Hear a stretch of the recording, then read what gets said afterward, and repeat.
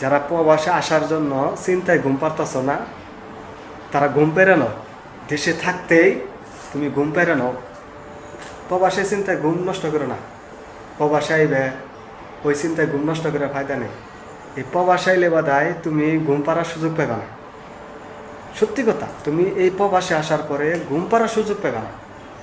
দেশে থাকতেই ওই প্রবাসের চিন্তায় ঘুম নষ্ট করো না। আগে ঘুম পেরে তারপর চিন্তা করো। এই যে আজকে 4 রোজা চলতেছে, ঠিক আছে, সেহরি খাইয়া ফজরের নামাজ পড়াই অমনি ডিউটিতে এসে পড়ছে। ঘুমের সুযোগ নেই, আধা ঘন্টা 1 ঘন্টা ঘুমের কোনো সুযোগ নেই। তাই আমি বলি কি, এই বিদেশ বিদেশ বইলে চিন্তায় ঘুম নষ্ট করেন না। আগে ঘুম পাইরে তারপরে বিদেশ বিদেশ চিন্তা করেন। কারণ বিদেশে আসার পরে ঘুম তোমার পূরণ হবো না। ঘুম পূরণ হবো না। এই যে তুমি দেশে থাকতে তুমি ফজরের নামাজ পড়ে ঘুমিয়ে পড়ছো, 10টার সময় উঠবা, 12টার সময় উঠবা, বিন্দাস, কোনো চিন্তা নেই। এই প্রবাসে আসার পরে তোমার 10 ঘন্টা খায়, তুমি 2 ঘন্টার ঘুমের সময় পাবে না, আধা ঘন্টাও পাবে না।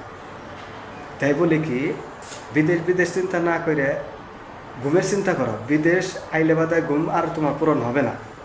ওই দেশে যা ঘুম পেরানো, ঠিক আছে। বিদেশটা শখের, কিন্তু সুখের না, এটা মনে রাখতে হবে ভাইয়া।